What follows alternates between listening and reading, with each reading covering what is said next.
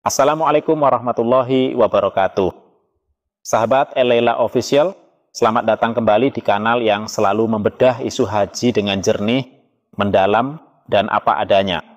Jangan lupa tekan tombol subscribe, like, dan bagikan video ini biar makin banyak yang sadar bahwa urusan haji bukan sekadar ibadah, tapi juga soal tata kelola, keadilan, dan martabat bangsa. Kabar terbaru datang dari Kementerian Haji dan Umroh Republik Indonesia pada tanggal 17 Oktober 2025. Menteri Haji dan Umroh Muhammad Irfan Yusuf atau akrab disapa Gus Irfan menegaskan komitmen pemerintah untuk memperjuangkan lokasi terbaik bagi jemaah Indonesia di area masyair, wilayah krusial tempat jutaan jemaah melakukan puncak ibadah haji, yaitu Arafah, Musdalifah, dan Mina.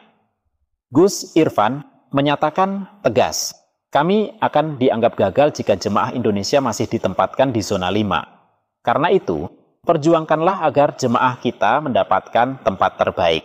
Pernyataan ini muncul setelah 2 tahun terakhir jemaah Indonesia ditempatkan di zona 3 dan 4, yang masih tergolong jauh dari area utama. Kini, Kementerian Haji Indonesia menargetkan zona utama 1 dan 2, agar jemaah bisa mendapat akses tenda, toilet, dan rute ke jamarat yang lebih manusiawi.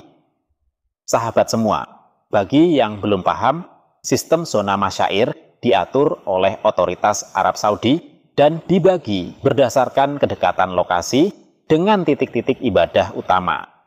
Semakin kecil angka zonanya, semakin dekat jaraknya, artinya makin nyaman dan aman. Sebaliknya, zona 5 dikenal sangat padat, jauh dari jamarat, dan minim fasilitas.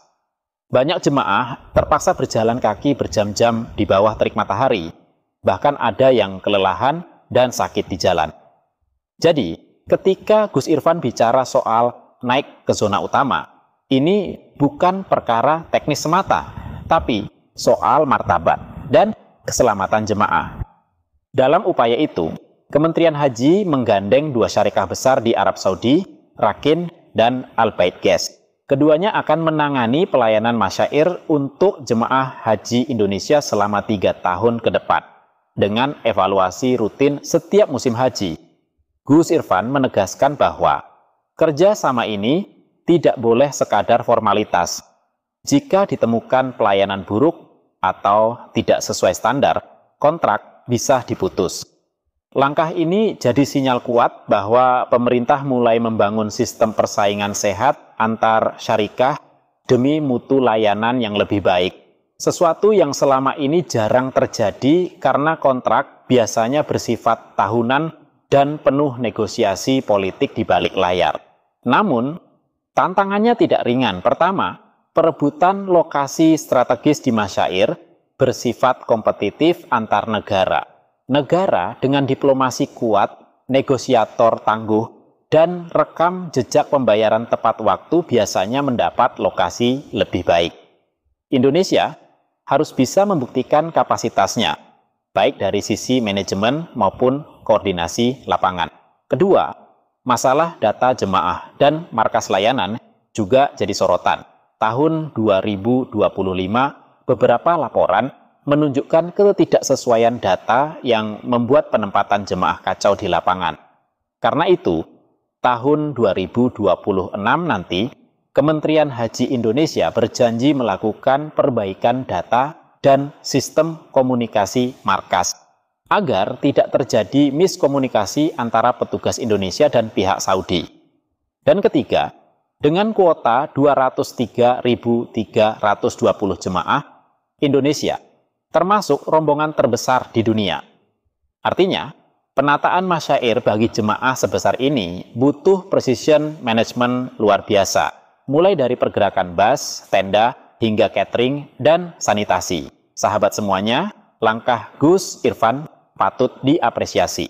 Tapi publik tetap perlu mengawal janji zona utama ini dengan kritis. Sebab kita sudah terlalu sering mendengar jargon seperti peningkatan layanan, kerjasama strategis, atau perbaikan masyair, tapi faktanya masih banyak jemaah yang tersiksa di lapangan. Peningkatan fasilitas harus nyata, bukan sekadar foto tenda baru di brosur promosi.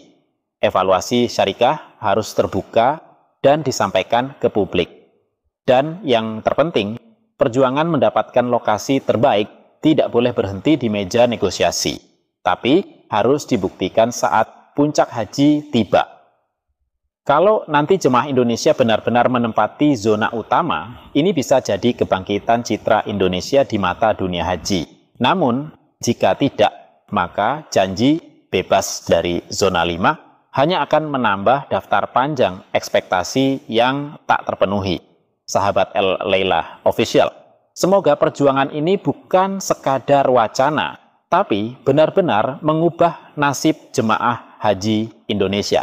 Karena haji bukan hanya tentang berangkat dan pulang, tapi bagaimana negara melayani rakyatnya di tanah suci dengan penuh tanggung jawab dan kehormatan.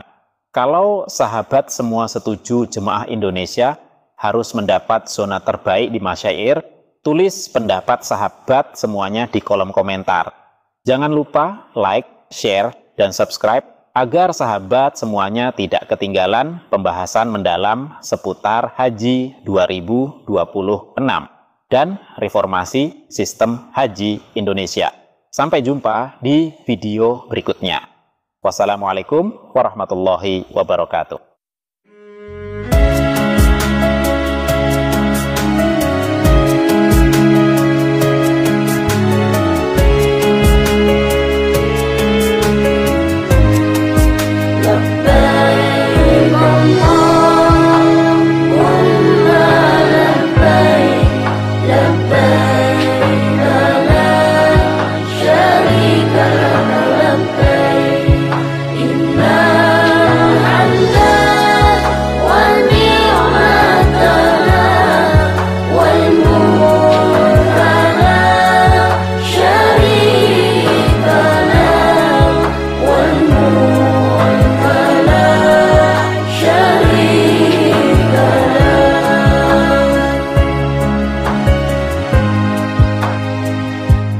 Ya Allah yang Maha Pemurah, beri kami sehat walafiat,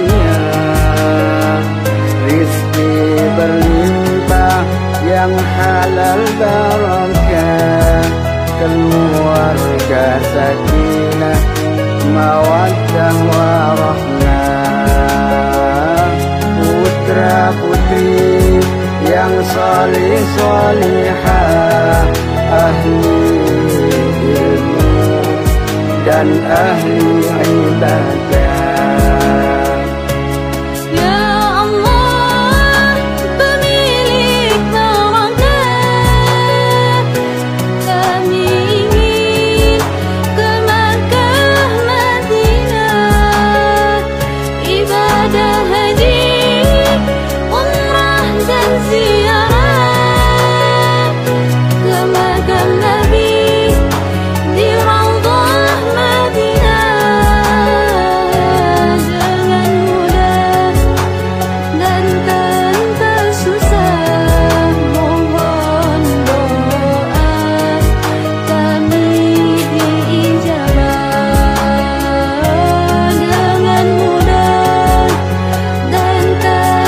Susah